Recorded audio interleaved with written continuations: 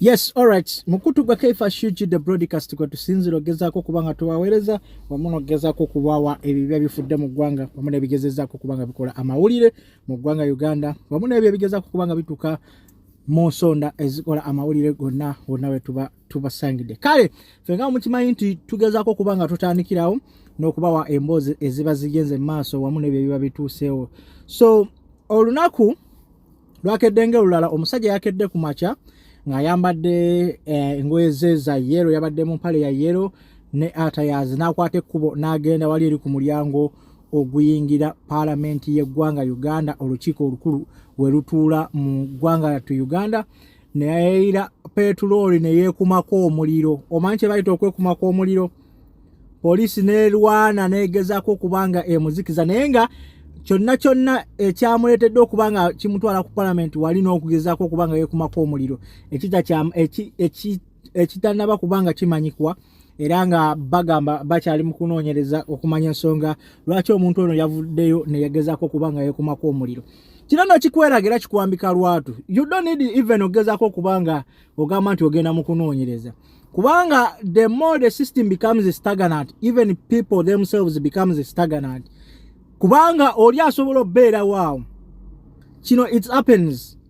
omuntu n'abeerawo ng'alaba he's hopeless he has nothing to do talina kyakulya talina gwagenda kusabiriza n'abeerawo ekyo ne kintu kyalinga obwongo talina mulimu wawagenda kukola buli kimwalaba kyekanama ne wakyaliwo gye yaliddukidde naye akeesa lukyanga nkuku ya mutamiivu nti lwekeera lwebala kwegamba omuntu n'abeerawo n'agetinga confused n'agamba nkoze ntya sirina kyennina sirina nyumba nti njirina Kampala sirina mulimu nti ngulina Kampala sirina wenswa noweekanga nga newasula yenga kennyini bamusuza busuzo baba muyamba buyambi okumusuza kati abantu ng'abo getting frustrated n'anoonya ekyokukola na kine kimubula n'asalawo n'agamba nti obukulembeze buganyo kyuka nebe batuteeseza bennyini emupya abaliyo bekusa mbuto zaabwe abantu kimuleetera okubula decision yennyini gyakola ng'omuntu n'asalawo nagakangende neekumeko omuliro abalala ayinza obutajja ku parliament kulaga kati yazze ku parliament okulaga nti tali satisfied na biki ebigenda mu maaso mu ggwanga abalala omusanga mu nnyumba nga yeetuze nga temumanyi nobody no kyekyamwetuzizza of recent mwalabye omwana jasiba mu matu kitaawe nake bagenza okira ku makya mu dormitory nga yeetuze avudde mulamu bw'ensene kugamba said they are just papers ze bakeera ku makya ne bakuliyetinga that take people's life or make people's life happy sente mu nsi ya Katonda muno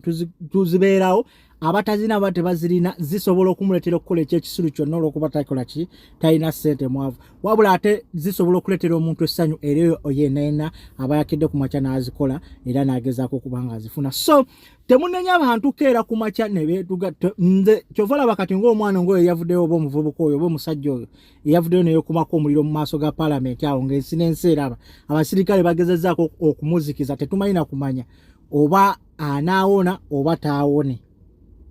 kubanga enkuma gyabadde yeekumyeko omuliro buli muntu yamwewuunyisiza so people get shocked nga balaba ebintu nga bino nga bituuka mu ggwanga naye byonna biva kuki ku nfuga mbi nja kusijja kwawukana nnyo ku bigambo bye bazze boogera abasinga nti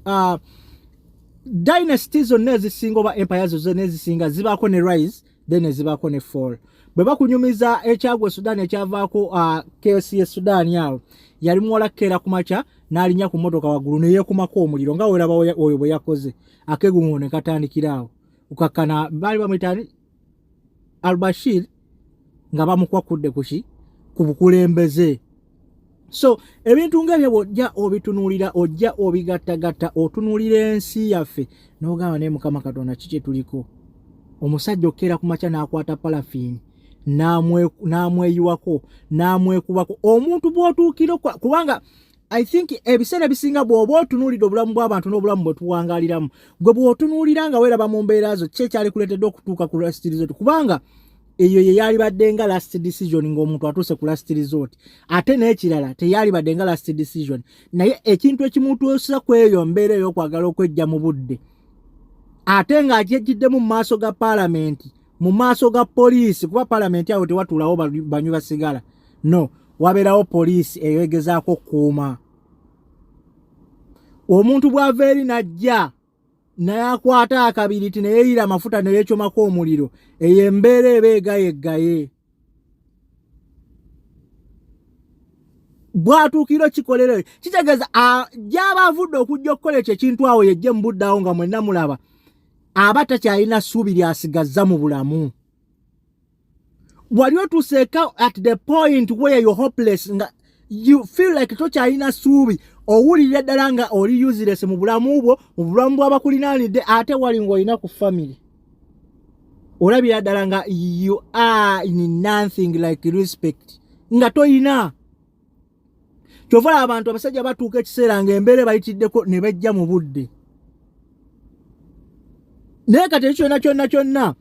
ffe tujja kijjayo nga tukyogera naye era still tugenda funikira tukizza eri bakulembeze omanyi lwaki munatusonyiwa okubanga buli tupininga bakulembeze ewaka singa wakeera ku makya ne wabula emmere ne bazukuka abaana bonna nga tewali mmere omudumu bagutunuulizaani maama ne taata ekisooka abaana bagenda kujja bagambe maama enjala etuluma maama ng'akimanyi waka tewali mmere maama obwanga agenda bwolekeza taata kubanga akimanyi taata ye mukulembeze wa waka so kati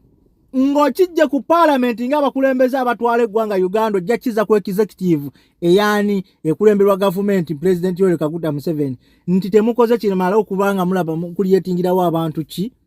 emirimu abantu okwekola ebyo byonna bye beekola bannange bwavu ensi temuli mirimu ensi temuli ssente ensi abantu baavu kyova olaba nti ekimujja eri ne kimuleeta awo ku paalamenti yeekumeko omuliro it's nothing lwansonga essuubi lyonna balinamu mmwe bakulembeze ate temukoze kimala okufuba okulaba nga muteekawo incentives ze basobola okugjamu ki temuteerezezaako kukola kubanga nga muteekawo structures mwe basobola okuba nga bafuna emirimu oba n'okufuna ekyokulya mwagala abantu baddukirewa it's always government is chachi mulimu gwa government it's always government's duty ogezaako okuteekawo structures ezitondawo emirimu bannansi basobole okubanga bakola n'omuntu wawansi okufuba okulaba nga naye afuna kyagulira magala eddiba tunuulira ensi zonna abakulembeze oba gwewe n'ensi gye wali otambuddemu kizibu okusanga abantu nga bakaaba nga bagamba tetulina mirimu era obawulira mu nkaaba yaabwe bagamba twetaaga okuincreasinga ku minimum wage gye batusasulamu naye nga basasulwa bakola naye nga just ekibakayanya bagamba kasente kebabawa kaki katono naye nga bakola kyekibeekalakaasisa naye kati e Uganda naako kebaali badde beekalakaasiza kebagamba nti katono tekaliiwo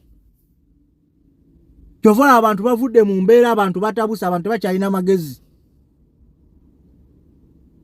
oli omusajja akeera ku makya n'ava ewaka naye nga nekyagenda okukola newagenda okujjadde olwataano talulabawo byebyo byenkugambye ebiviirako kati ng'omusajja oyo yeekumyeko omuliro ova ewaka ng'ogambye omukazi ngenda kusindika ssente z'emmere amazima ga Katonda mugulu n'otuuka gy'olaze buli kimu ne kikutunuulira togende waka ife akimugamba mpaayo 10 yazze kuyiiza famire ye kati n'ofundikira ng'essuubi likulweddewo togenda kudda waka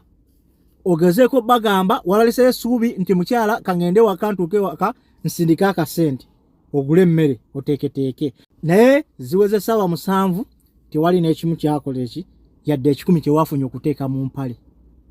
kati ekiddako otuula n'osobera ewaka ne mu kibira ennyumba ewaka landiroodi abanja ewaka abaana beetaaga okudda ku ssomero tewali mmere tewali mirimu essente tolina mu mpale tolina yadde 10 ekikuze ewaka nodaawo n'ogamba bannaye kati nkole ki wali okubanga tolina mbaawo nnyingi ze wabugumizibwako bannaye naye yaleeta okusoma yatutambwa emirimu buli mulimu ogusinga okuba omulungi gulina kubanga wasoma nze ndowooza kyali badde kiva kuba ku muntu enkola gy'akolamu kuba teri azaalibwa nga amanyi kintu it's just a matter of giving someone a simple training n'omuleka n'akola ekyo ky'abaasi kubanga akola ki ng'asobola okukola naye ekizibu ekiri mu ggwanga lyaffe naddala osanga omuntu omu ng'asobola okukola emirimu 10 we don't have what we call specialization and division of labor kyova olaba creation of different jobs and opportunities ziri low okitegeera ogenda sayo omuntu nga mu company yakolanga manager omusange ng'akolanga customer representative omusange ng'akola mu procurement omusange nga yali mu bya bookkeeping omusange ng'ali mu inventory counting kwegamba n'otuuka ekintu ekyo ne kikusoberwa naye otuuka gali amawanga kyempita job opportunities okubanga zikuliyetingibwa osanga omuntu wa inventory nga mulala n'osanga omuntu wa bookkeeping nga mulala n'osanga omuntu wa customer representative nga mulala n'osanga kwegamba buli kintu kibaako level yakyo ne opportunity gye kikuliyetinga buli muntu okufuba okulaba ng'akola ki ng'afuna kyaddiza eri magala eddiba naye maama Uganda simanyi mugenda kututomeza nnyo era ensi yaffe Mukama Katonda tumusaba nnyo agiddaabulule era atusonyiwe kuba abantu bali so confused with where to go and whom to run to. I'm telling you kuba kati otunuulira omuntu oyo ng'aleka alina ne looni mu banka musajja wattu nga bano bokka abamuliraanye be yeewozeeko tobala ogenda okwekanga Kaifasha amubanja 5 Peter amubanja emitwalo 10 alina gwe yeewola kaana ena alina amubanja omutwalo alina ow'ettaano bano nno bamaama nnaaka abafumbi b'akatogo bakazi batunga abamubanjako bubanja ku maduuka ewaka gy'abeera mukazi we nga ssente ze bamubanjako obubanja kati omuntu ng'oyo mu butuufu oba oyagala zzeeko ki atunuulira n'akugamba eyejje mu bulamu bw'ensi eno n'enfa n'envaawo asinga teka waga era ebyo obivudde mu kunoonyereza kwoyo omusajja yeekumyeko omuliro era ojja kugenda okuwuliriza nga ebitayo nnyo nga birimu obukulembeze ojja kwesanga nga bajja kugamba nti ekyamuleese wano ogezaako kuba nga yejja mu bulamu bw'ensi eno yabadde munnaye abuliddwa ekyokukola enfuga mbi ogenda n'okweka nga bakitadde ku politics nakyo kisoboka kuba mu Uganda teri kitasoboka. Everything in my country in Uganda is possible. There is no word impossible. Kubanga gwe nekyolaba ng'ekitasoboka osanga nga waliwo akikoze. Naye tulwane nnyo. Wonna wooli kyovola basiiba ngamba baganda baffe bonna wonna wooli woofunira opportunity gikozese. That's why ntinze sisobola keera kumacha ku discouraging muntu akedde kumacha n'afuna ekirowoozo n'agamba I want to move out of the country. I just encourage you kubanga tomanya where you're going to get opportunity from. Eri abaana abasigadde waka eri abantu abasigadde waka in Uganda don't send ensinjavu yes naye mulimu abantu abafunyi. There are people nga bafuna ekizibu ekiri mu ggwanga lyaffe nti there is different classes nti atalina nnyo nga n'okubba kwatadde bannange kyovola nti kati essaawa zino abaana be baba bikula ku maaso ku byobufuzi omwana waba alina papers ezimukkiriza okwesimbawo ne bw'aba talina experience n'amanya nti bwe nnyingira parliament ekisookerwako kumpa miliyoni ebyo 2 ebyokwetereza simanya ggulango esimanya mmotoka na biki ezo n'azibala nti zigenda sooka zimujje mu bizibu byakola ki byalimu in case singa aba awangudde akalulu. Kyovola nti abaana teeka waaga 226 mugenda kulaba abavubuka bagenda okwesimba mu byobufuzi by'eggwanga Uganda. Just kunoonya wewe basinga webayinza kufunira shelter. Ne just imagine singa government yali yabateerawo structures. Kubanga Uganda ekolebwa ebitundu 8 ku buli 100 bavubuka. Bwe bakuliyatingira emirimu olabo baba naakobako ebyekisiru bye bakola. Never. Naye omusajja oyo bambi ye katumusabire.